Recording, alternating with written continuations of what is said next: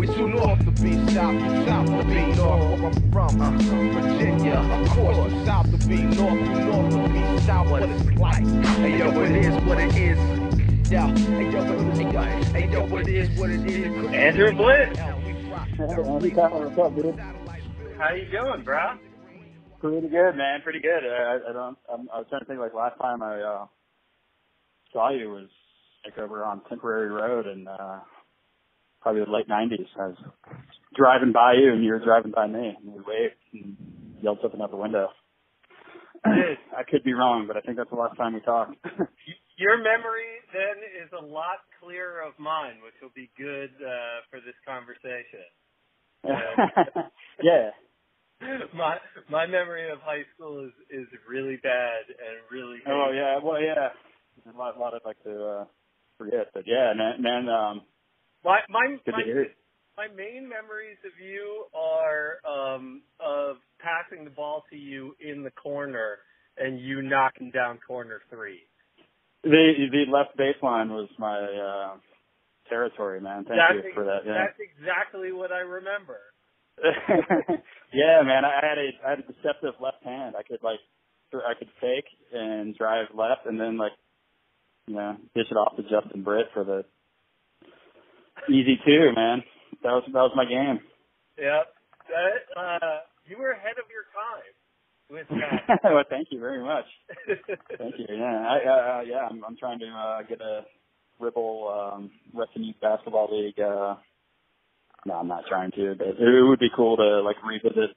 If anybody has any of those games on tape, which they probably don't, because nobody recorded anything back then. But I guess all we have are our memories. Well, maybe we could get a Ribble reunion or something like that. That would be cool, man. I think it's around. A Ribble adult league would be amazing. Oh yeah, plenty of injuries. But I guess that would be, instead of rest in youth league, it would be rest in old league or rest in geriatric league. Rigbull. Yeah, Rigbull. Yeah, I sign me up, man. Hopefully it's still $30 to play and get a T-shirt. Well, the T-shirt is what it's all about. Oh yeah, those are great. I don't have any left, unfortunately. I don't think they wear them anymore. I still live in Reston, and I see kids in Reston basketball shirts. The soccer ones online.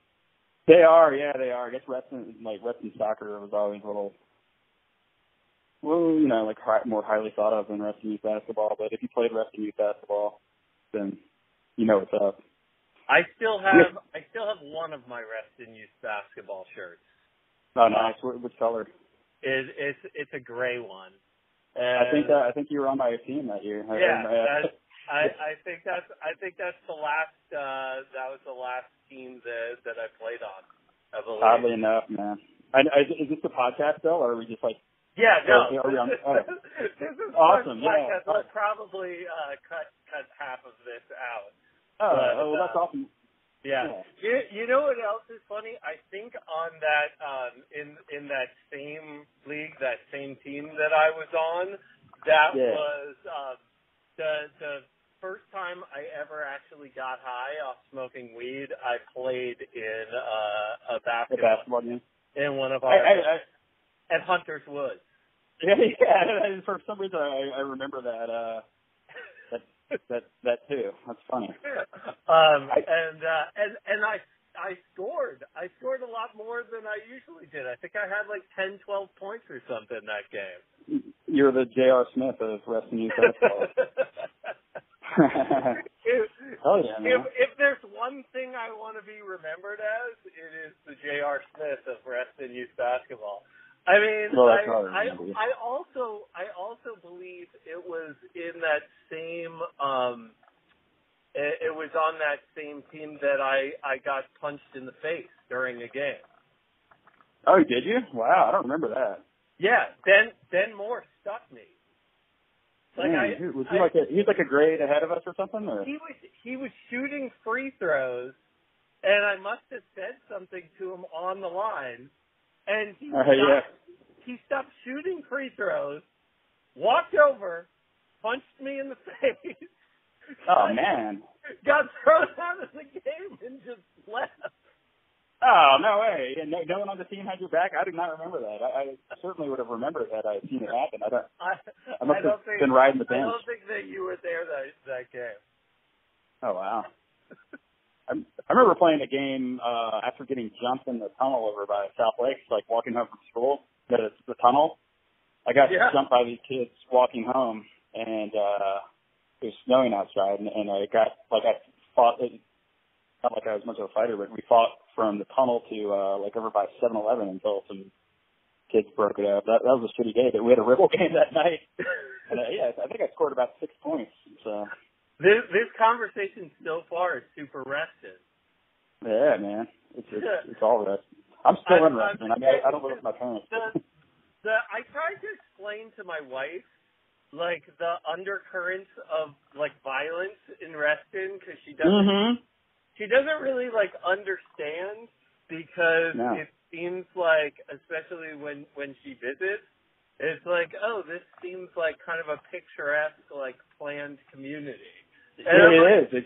I'm like, yeah, but you don't really understand what a war zone it was walking into Langston Hughes.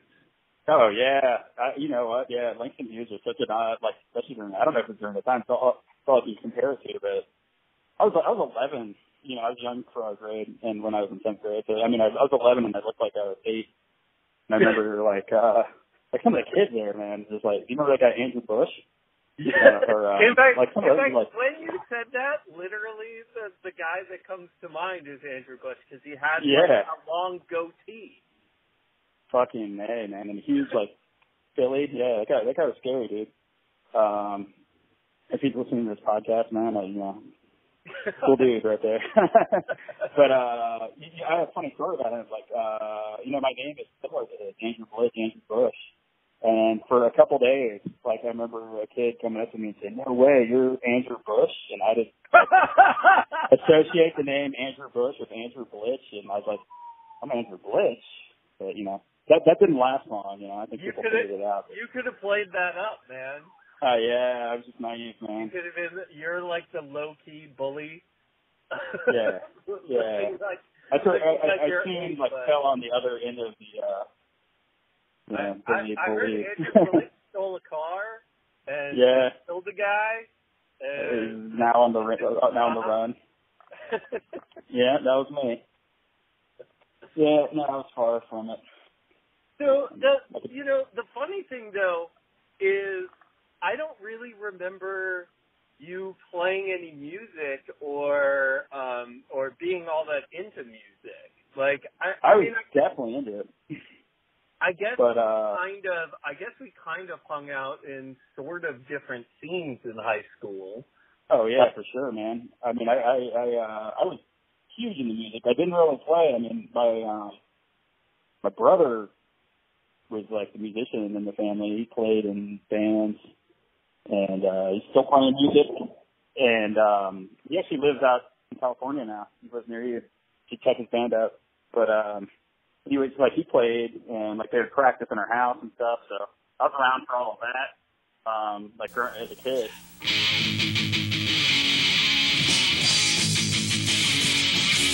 Doesn't matter anymore. Guess all good things have to end. Getting mad doesn't matter. Guess we just aren't friends.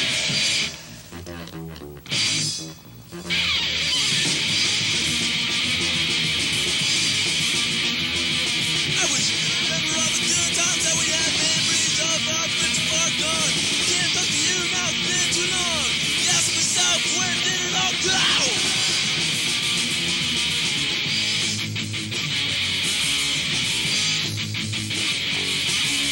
Doesn't matter anymore.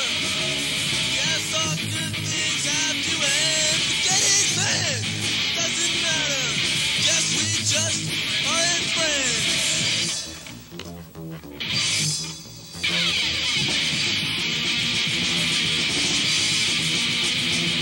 It must not have been good enough for you.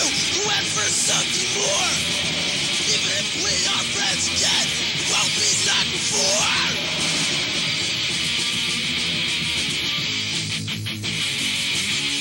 Doesn't matter anymore. I mean, we had like guitars laying around and I was messing around with them, but yeah, I mean, I never like had the confidence to like start a band or anything. You know what I mean? Like the band I'm in now is like the first band I've played in. I mean, I jammed with some friends from work, shortly before the band I'm in now. But like, yeah, it's weird. I was like 37 when I first started playing in a band. That's crazy. That is not your typical like band story at all. Yeah. I mean, I hear, like, my brother has been doing it since he was, like, 14. He's like, geez, man, like, and we've, recorded a few things, which is cool. And he's like, all the years I've been playing in bands, you guys have already recorded more than I have, which is, I'm very, fortunate to start in a band like this. I mean, we've been around for, like, almost 3 years and still going at it, which is really cool. Did I didn't get you and your brother ever jam? Like no, not really. I mean, he's like 5 years older than I am, and like didn't have a ton of patience for me. I mean, he can pick up anything and just play it. Like he has a great ear, and so when he was like, I guess 14 or 15, I was 9 or 10. So like, he was already doing cool stuff, and I was just kind of like kid brother. Watching him do it all. You know what I mean? Yeah. Your brother picks up on all of the influences. I did. I totally did, man. I listened to all of his records. He had so much cool music. So, like, when he went away to college, then I had to, like, start buying my own music. But that wasn't until, like, 1990. So, I mean, I mostly just, like, listened to what he had. And, like, art interest varied a little bit. I was more into, like, hip-hop and metal, whereas he was more into just like punk and hardcore and stuff like that. But yeah, like he had a lot of great stuff, and he still has a lot of those records. But yeah, he packed them up with him, and so I had to start taking my own stuff. Fortunately, like I taped a lot of the stuff from record to cassette, and had some of those to hold on to.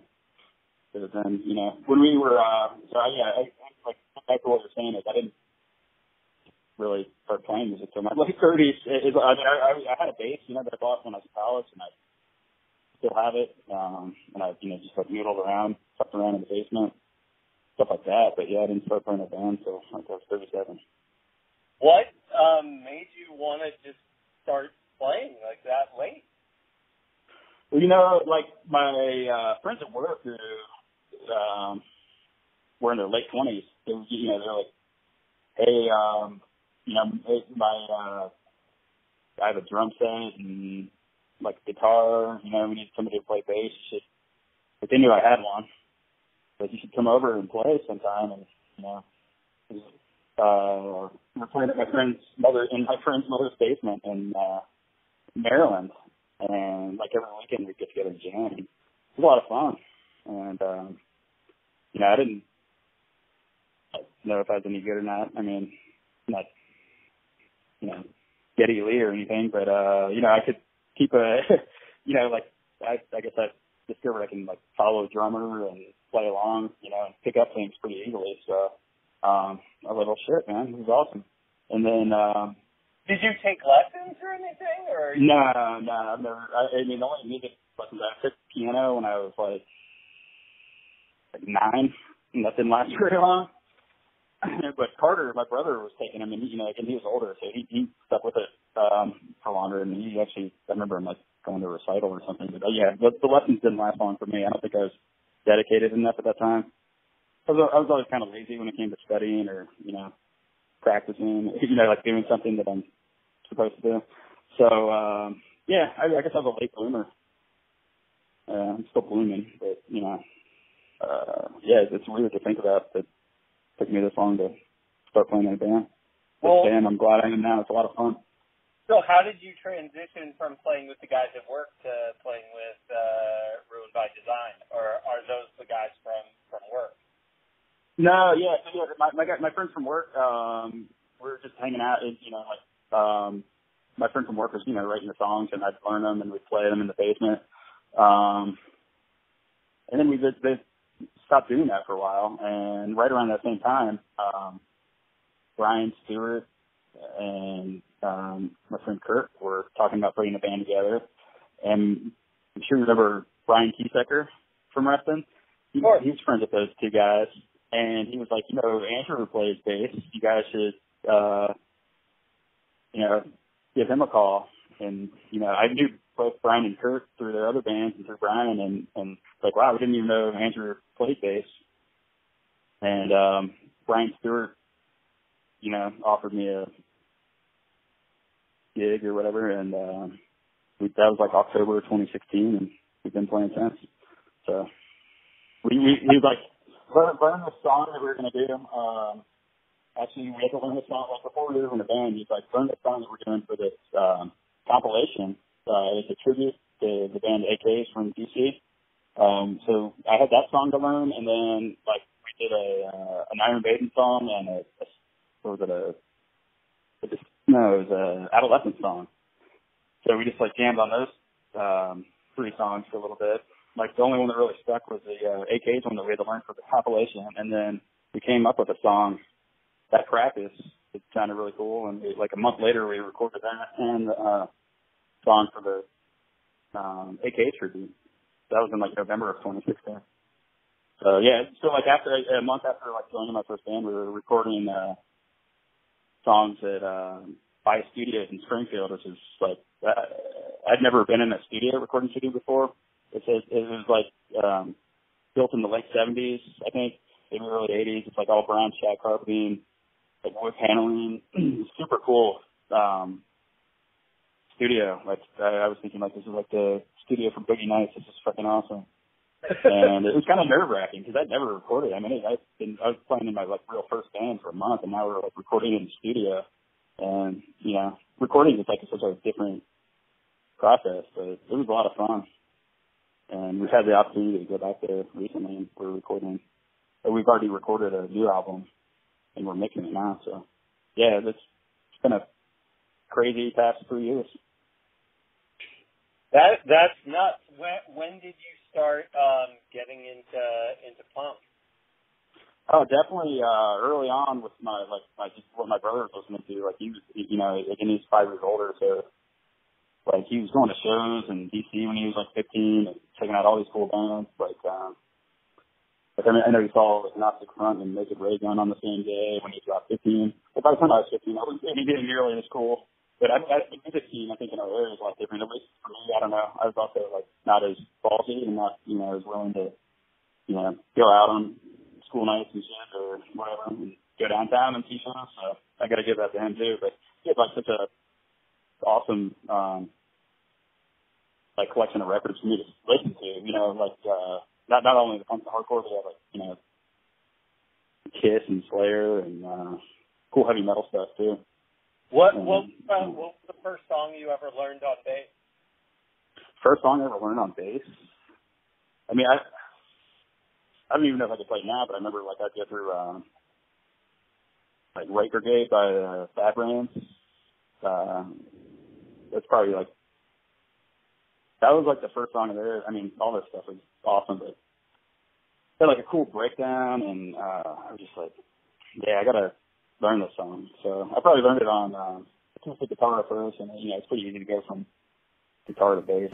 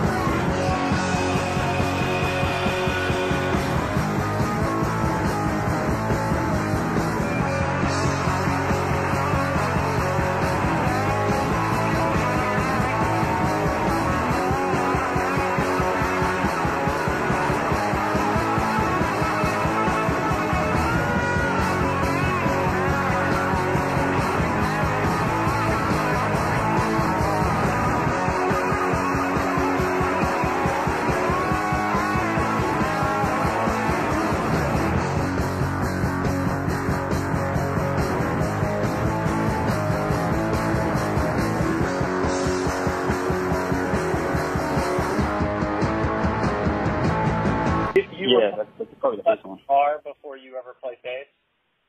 Yeah, I mean, I can play power chords, you know, like I could play chords, but I mean, I'm just more of a bass player. I enjoy it. I do like the guitar, but yeah, I mean, I've never played guitar with like anyone else, other, you know, aside from like strumming it around in the living room or something like that. Yeah, just I don't know, bass is what I picked up and really enjoy playing. Guitar's fun too. Have you written any of the songs with the band? I mean, yeah, I've written two of our songs. So I mean, we have like, trying to think how many songs we have, like close to 20 songs probably, and I've written 2 of them. And then, you know, like whenever a song's written, like our guitar player Brent writes most of the songs, like the music and all that, my own little flavor to it on bass, and Kurt, the drummer, fucking nasty, he's awesome, and Brian comes up with really cool vocal parts, and I guess that's what being in a band's all about, you know. I've never really, like, you know, again, so a couple of years ago, I had this experience, and it's really neat to see how things come together. What's the name of the song that you wrote? I guess this is the only one that I wrote one that's going to be on a new album that we're mixing right now, and then the song that I wrote is called Renewal. I had to think for a second, but it's on our demo tape. I'm pretty sure it's called Renewal. So it's the second song on our demo tape. Do more than we've ever done. Do every more than we've ever been. Be it. Do more than we thought we could. Do everyone we wanna see. Be it. Do more than we've ever done. Do every more than we've ever been. Be it. Do more than we thought we could. Do everyone we wanna see. That's the hope. That's the progress. Be the wheel. In the process, we know what we want. We are all that we got. We can rise above. We will be sworn in, not worn out. We know what we want. We are all that we got. We can rise above. We will be sworn in, not worn out. Not worn out. Not worn out. Not worn out. You said you had a copy of that? Or I do. CD? Awesome, man. Yeah, I downloaded it from Bandcamp. Oh, thanks, dude. Rules. Yeah, man, I'm always trying to support, you know, old school resting heads and just friends and acquaintances who are doing music. I think it's a great thing. You didn't go to any of the Jam for Mans either then, I take it. Oh, no, I went to Jam for Man 2, which was when I was in 6th grade. I believe my brother's band, Knotheads, was in that. And again, they practiced in our basement. So, I don't know, like Jam for Man 2, I want to say it was like the end of 1988. And it was at the Wrestling Community Center, and I lived over in that area, and like, I think it was on a school night, but like since my brother's band was playing, you know, my parents were like, yeah, go ahead and go. And I just remember the place being packed, and you know, you had to bring like a can of food and maybe like a couple bucks. And like I can remember where I was standing. I was standing like on the right side of the stage, like kind of looking through the PA, so I could have like a good view of my brother. But like, yeah, Knothead played, LDK played, Avail. It was awesome, man. It was really mind blowing to see that at that age. Was awesome. Like I didn't go to any Jam for Mans after that. Luckily, like there's footage of Jam for Man 3 online. Was that the one where they're outside at South Lakes? Yeah, so you can like that's on YouTube. And then I know there were a few when we were still in high school, but I found some LDK footage of Jam for Man. Yeah, there are some short videos of that, which is awesome to see. Looking around yesterday, I posted that up on the Jams for Man website. For you, that your your podcast has a website too? Yeah. Yeah. Oh, awesome! All right, I'm check that out. It's called Jams per Man, and so right. it's up on Facebook now. I'll definitely invite you to the page after this. And the podcast is up on iTunes, on Stitcher. It's on Podomatic. It's everywhere. Now, go ahead, man. Everywhere anybody gets podcasts. So nice. I'm just trying to get it out there. But on the I'll definitely subscribe. On the Facebook page, I'm able to link to all kinds of videos and posters and flyers, pictures, anything I find sort of related to the Northern Virginia music scene. Anything that I find that I think is cool, I just try to post it up there. So well, that's awesome, man. Did you have anything from when we were in high school? Because I totally missed the whole. I guess the time when it should have been in the local music, after my brother's scene, the guys that were 5 years ahead of us stopped, the Vale and LBK kind of stopped playing in our area. I kind of just didn't follow the music scene in our area, but I was heavy into music. I just was into more, I guess, national stuff. So you can't live in the past, but it's cool to see stuff was happening around here during that time, because I certainly wasn't a part of it. Yeah, well, I mean, I guess I knew of it, but wasn't really doing much. It's weird that you would know that your brother was in a band. Mm-hmm. That was playing and was able to sort of play in cool places around the mm-hmm. And yeah. you knew that it was possible. You knew that these bands were kind of doing it. They were playing in but they were also playing in D.C. and all these places, and yet, and you knew that they were making great music, but then you didn't. Yeah. You didn't sort of follow them into watching the Discord bands play or going to the Black Cat at 9:30. Nah. I mean, I did go to a few shows, but I certainly wasn't TV or part of the scene or anything like that. I mean, I went to a show here or there, but more big concerts. I'm sure everybody. Did you go to Lollapalooza in '94? The Beastie Boys were there, George Clinton, P-Funk All-Stars. You were at that? That was incredible, man. Yeah, I was there. Yeah. That's still my favorite concert that I've ever been to in my life. Yeah, I mean, it's a tough one to beat, man. There were so many good bands at that. I think did L7 play there? I think Green Day opened it, and it was an awesome day. I actually didn't stick around for the Smashing Pumpkins because the Beastie Boys just fucking killed it, and I knew that no one was going to top that. Plus, I didn't really care for the Smashing Pumpkins, but I left for the Smashing Pumpkins. Oh, so, it was gnarly during Smashing Pumpkins because remember that they were giving out bottles of water because it was so hot on that field. Yeah.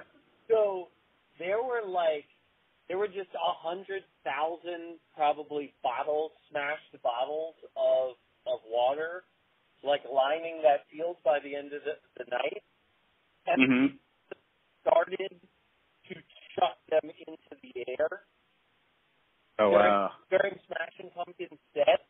So all it was this guy full of plastic bottles. So that's great. Flying around during the whole set, and it just kind of awesome. dodging left and right because they're flying everywhere. Yeah, that seems like a big '90s concert thing to do. Throw plastic bottles or throw mud or I don't know. Yeah, that's awesome about the bottles though. I should have stuck around for that one. I think it was a Woodstock '95 that the mud was being thrown at Green Day, but somehow. Yeah, and I remember Green Day making a comment about the difference between the Woodstock crowd and the Lollapalooza crowd. a bunch of like Porsches and BMWs at Woodstock. You know, this is like the lower budget version of Judging by the Crowd. They have like pretty good stage manning with that. But even at like, because we saw Green Day, we slept over there, so we saw Green Day at like, I don't know, 10 in the morning or something like that. And even at 10 in the morning, like they put on a hellacious set. I was not expecting it because I just kind of knew them from their radio hits. And they'd had like 2 songs that were out at that point, maybe. Yeah, they're tight as fuck, man. Like you can talk about the Lollapalooza show, right? What's that? The Lollapalooza show, right? I did. Yeah. I didn't realize it was that early in the morning. I mean, I like beforehand. I actually tagged my brother and his friends went, and they actually kind of tagged along with them. But they were awesome. Like. And I remember, and again, I could be like confusing this in my mind with watching Woodstock on TV, but somebody hit Billy's guitar with a shoe, and he got all mad, and he was like, the people were like throwing stuff back and forth between the band and the audience, but he was yelling at the audience because they hit his guitar with a Birkenstock. It's like throw shoes at me, but you're gonna throw a Birkenstock at me. That's ridiculous. Yeah, that's hilarious. I mean, they should have aimed for his head, but he should hit his guitar. No, I mean, it probably happened both at Lollapalooza and Woodstock. I can see him yelling at the crowd. He seems like the kind of guy that would yell at crowds. Yeah. I mean, that show had P-Funk, it had Tribe Called Quest. They were great. The Cave. Breeders. Yeah. Had, the Breeders, that's right. Yeah, Rage Against the Machine were playing the second stage. Oh, no shit. All right, I don't know. All right. Yeah. It was nuts. Like, that whole day was just, the best day of live music that you could possibly want. And unlike these festivals today, where you have to cross back and forth because there are 3-4 stages going on, and they have things going on at the same time that you want to see. So you only get to see 2 or 3 songs from each artist, or you have to put yourself in front of one stage and that you're missing, half the stuff that you'd want to see. At Lollapalooza, they just had one stage, and it was band after band after band. And right. They kept. They had a lot of good ones that year. They kept it moving, and they were great bands. So that was one for the ages. My biggest disappointment with the Lollapalooza thing is that I never actually saw the Lollapaloozas at Lake Fairfax. Neither did I, man. Like, I think I remember, you could hear Ice Cube from, through the woods, certain parts of Reston. Yeah, why the fuck wasn't I there? Yeah. I forget whose house I went to and listened from somebody's deck. But, that's a very stupid thing to do when Lollapalooza is in your town. You live in Reston. I know, and they had some great bands. Like, the coolest thing that ever came to Reston. By far. And for 2 years, and we missed it. I'm telling you, I probably had some Mortal Kombat to play, or there was like a Watchmen Bullet game on that night. Yeah, I don't know what my excuse was to do one of those either. So you took music classes in South Lake? No, this was in Lake. The class was musical, like an elective. You take like shop or something. And it wasn't like orchestra or band where you like actually buy an instrument, right? You just show up and like their keyboards and drums to play around on it. It was actually a really fun class. Like there were some guys in that class who were into heavy metal, and I remember like partnering up with Derek, and we were both into NWA. Still am, I'm sure he is too. But we would like try to make some like cool like LA type. 80s rap beats, like 3 NWA almost. Like, what am I trying to think of?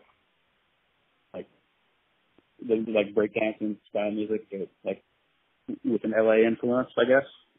Like with have 5 drums and keyboards? No, I think we were just like using the keyboard, like sampling and stuff like that. It was really archaic and probably pretty terrible. But no, not any on Derek's part. I'll take the blame for it. But I do remember like that was maybe my first introduction to like making music. And now that I think about it, it's kind of funny to like remember that here talking to you. But yeah, I'm pretty sure it was Derek that was in that class. Did you guys actually record things? I mean, if we did, I'm sure it's long gone. Like, you know, I'd have to teach her. She was really cool. I think her name was Gaffy. She kind of had like a spiky mullet. Was just kind of laid back, and she's a super nice teacher. But yeah, I mean, I doubt any of it like survived that class. Unfortunately, these days, like all that stuff would be on YouTube, or it's so easy to hold on to stuff like that. But, well, I was just wondering if they were teaching recording techniques to kids, like if. Yeah, I don't think it got that far. It was just kind of like how to use a track or something. You know what it was kind of like? It was like in music class when you were in elementary school. Like you go in there, you see all these cool instruments sitting around, but you have to sit and play the fucking recorder. Like the music class kind of gave you the opportunity to like screw around on all the different instruments. You know, like there was like a drum set in there, keyboards, all sorts of like percussion instruments. I'm gonna say. So, that's awesome. And she gave us like a lot of free. Yeah, it was like a really cool class.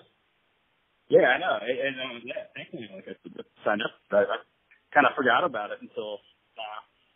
But yeah, it was a neat class. I don't know. I would say I should have done that rather than shop, but then like I wouldn't have gotten all of that paper football in. Yeah, or like terrible salt and pepper shakers, or yeah, you need the shop experience definitely. You need to get yelled at by Mr. Goss. Like when are you coming out here to California to see your brother's band play? Well, actually, funny you say, my brother's band is actually coming out here in October. So I might be in California later in August just to visit, but his band, they've been around since 1981. And Carter's was their, they had like 10 drummers before him, but then he's been with them since 2003, I want to say, maybe even earlier than that. And so that's 15 years, right? And they haven't played the East Coast since the 80s, and they're going to play. We're playing 3 shows with them in Richmond, Philadelphia, and I'm flaking right now. Baltimore in October. So I can't wait for that. It's going to be awesome. He plays in JFA, Jody Foster's Army.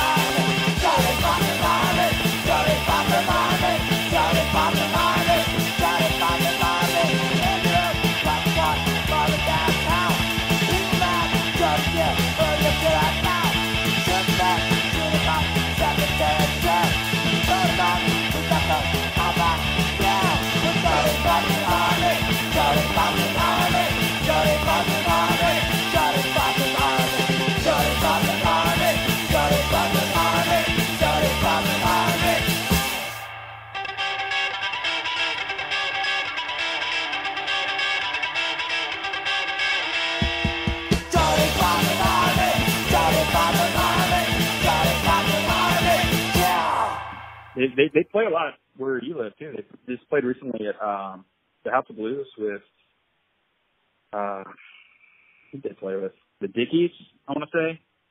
And well, I know they played with the Dickies, and I can't remember who they played with, but that place was almost sold out. I actually got to see them play at the one in Hollywood. I don't know. Is the House of Blues in Hollywood still there?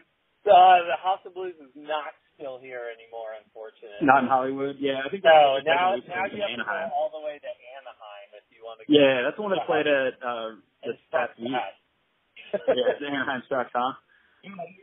They'll still play LA too, but I got to see them play with the Dead Kennedys. I mean, minus Jello, but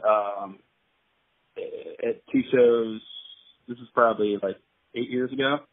It was when the one in Hollywood was still around, and they played one in San Diego. That was a lot of fun.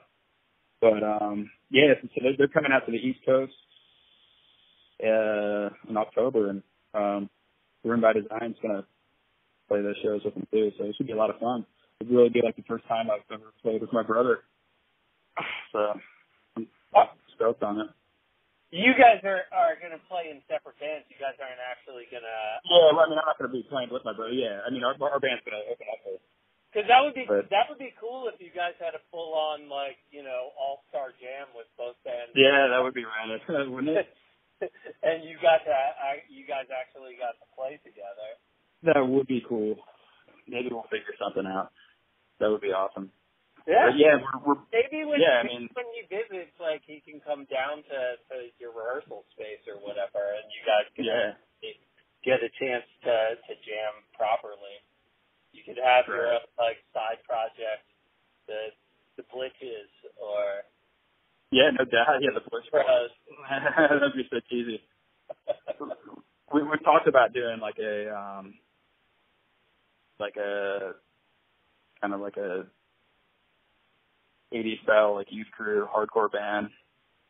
Even though like we're not straight edge, we would like kind of do it in the spirit of the whole like late 80s straight edge scene, and you know like incorporate sports into it or something like, and they're called Jockstrap or something like that. But that's on the back burner. But Carter's actually playing maybe like JFA. He plays drums for them, and he plays guitar too. He's playing in a band with this guy DJ Grimes, who's also from Reston. He's in Vail, right? Yeah, he's in Vail. Yeah, Carter was good friends with him growing up, and like they both live out there. He's playing with them, and he hangs out with Spooky too, and like they've been talking about doing something. Spooky, I interviewed him for the show. Okay. Oh, you did? Yeah, he'll probably be the next episode. He's a funny dude. Yeah, I love Spooky. I didn't know him back in the day at all, and just interviewing him, he's great. Yeah, he's such a talented guy, man. Hopefully, we'll get a chance to hang out, and actually, we talked about jamming too. Yeah, he lives in LA too, I think. So yeah, he lives like 3 blocks from me. It's crazy. Oh wow, where do you live again? I live up in Runyon Canyon, so I'm like in Hollywood. I'm right. Oh wow, that's shit. Yeah, I'm like right above Hollywood Boulevard, like walking distance from the Hollywood Bowl, like real legit Hollywood. Oh yeah, not to sound like Randy Newman, man, but I love LA. It's a great city, man. That's so cool you ended up out there. Well, so I can't wait to check out your band. I mean, I'll have to get to the East Coast, and hopefully you guys are going to be playing. Yeah, man, we try to play as often as we can, with like around like work schedules and stuff like that. Like some guys are in other bands and stuff, but I mean, I think we play at least like every month. So yeah, if you're like, tell us if you're coming into town, man. I mean, we'll try to like arrange a show for when you're in town or something. You know what I mean? One thing I want to tell you about your band that I loved, also in addition to the music, was Brian sent me a care package recently. That's what a guy like Brian is. Brian's an amazing dude. He is, man. Like, he's very passionate about it all. He's a really great guy. And that guy is, like, seriously all heart, He is. He fucking believes in it. And really bears his heart on his sleeve. Like, he does. It's right there in the lyrics, too. You can hear it in all of his lyrics and his singing. And he's that guy, like, on and off stage. So you I know, man. This care package with like Ruined by Design flyers, and on the back of like one of the flyers, it's giving like information about immigration and how immigrants can handle different issues that they might face or people might face with the police, and knowing you right. Just providing some legal aid to people who may not know that kind of stuff. And then the other one had kind of like women's information about, different women's issues and facts and statistics. I wish I had them like in front of me right now. Right. Yeah, me too. So that I could say what this stuff is. Actually, right. We put that stuff on the table at every conference for people to pick up and read, and hopefully be influenced by. And like what you're saying about Brian is he's like, as long as I've known who he was, like when he was at the Veil, it's always been about making the place a better place to be. The world a better place to be. Doing what you can, like on in your part, like what he's supposed to do, to make our lives better. It's possible, and he's definitely passionate about everything he does, and it's inspiring. He like puts everything he has into music, and it's really like I can't, it's like somebody I can't believe I'm playing in a band with him now. Like he was. When we were kids, like kind of put a Veil up on a pedestal, like wow, it's a Veil, and like to be playing in a band with him like 30 years later, it's really fucking cool and hard to believe sometimes. I punch myself, but he's still the same guy as far as I can tell. Like I didn't know him back then. I don't know who he was, but like actually being in the band with him and being friends with him, he's the real deal. Yeah, well, you got to see him play Jamfer, man. I did. I know. I remember. Yeah, it's so great. I mean, they had the Veil.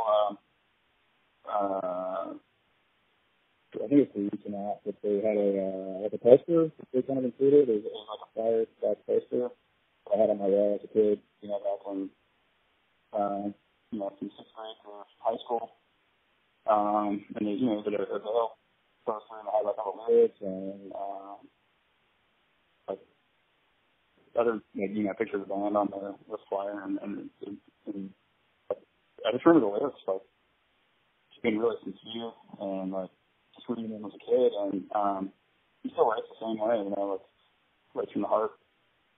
And were there any songs in particular really cool. back then that you remembered, or that were like the lyrics that you were reading that were particularly moving to you? I mean, I would say, like a song like Bob's Crew is like kind of their most well-known song, at least to me it was. Back then, like I never really knew what the lyrics were about, but they were they're well articulated, and you could like tell like that they were coming from a real place. You know what I mean?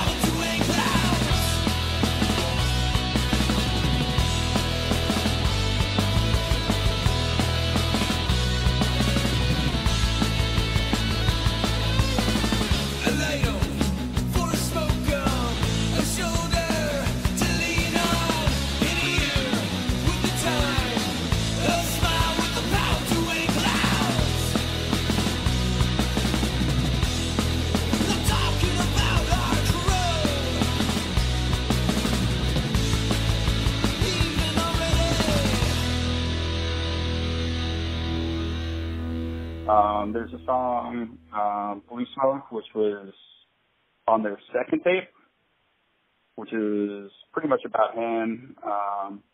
He was best friends with Andy, who was in LBK, and I think that the song, as far as I know, is about from what him watching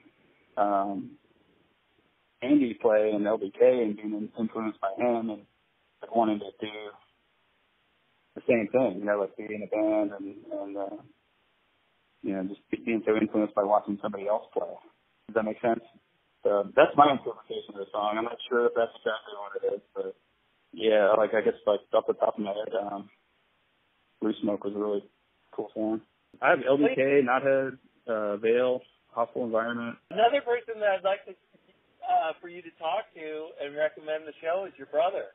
Maybe we could. Yeah, please, man. He's a good conversationalist. He's a funny guy, man. I can give you his number or his. I mean, he's on Facebook now. Actually, it took him this long. He finally, 2 weeks ago, activated a Facebook account. So yeah, he's on there. Carter Blitch.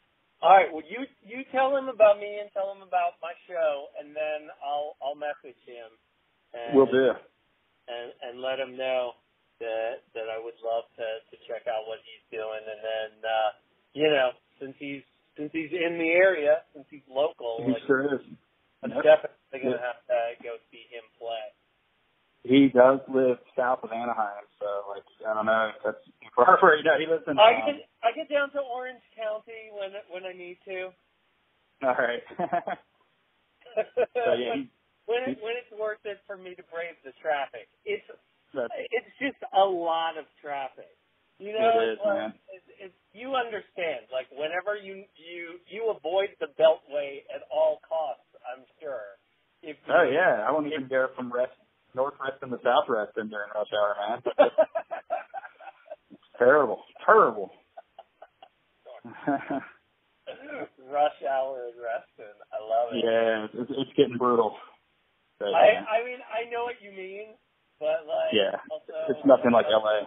From the capital of traffic in the nation, it's fun to hear about traffic in Reston.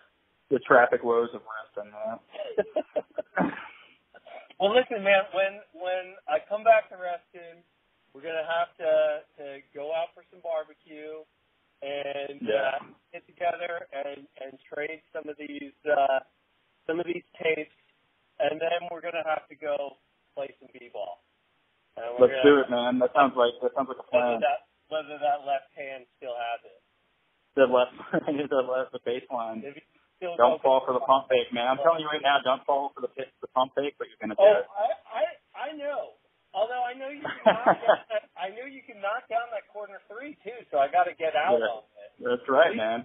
You used to be able to. That's why you couldn't just leave you open from the corner three. So. That's right, man. I was a triple threat, that's for sure. Yeah. You still are. Bro, with music. You're thanks, man. Threat. Thanks, man. Well, thanks for having me on the show, man. It's awesome what you're doing, and keep music alive, dude. It's like any form of art and expression, especially this day and age, is needed. So thanks for doing the show. I'm trying to, man. Thank you so much for being on. It was great talking to you, Andrew. You're welcome, and thank you for having me, man. Great to talk to you, too. All right, bro. I'll talk to you again soon. All right, talk to you, Andy. Bye. Later.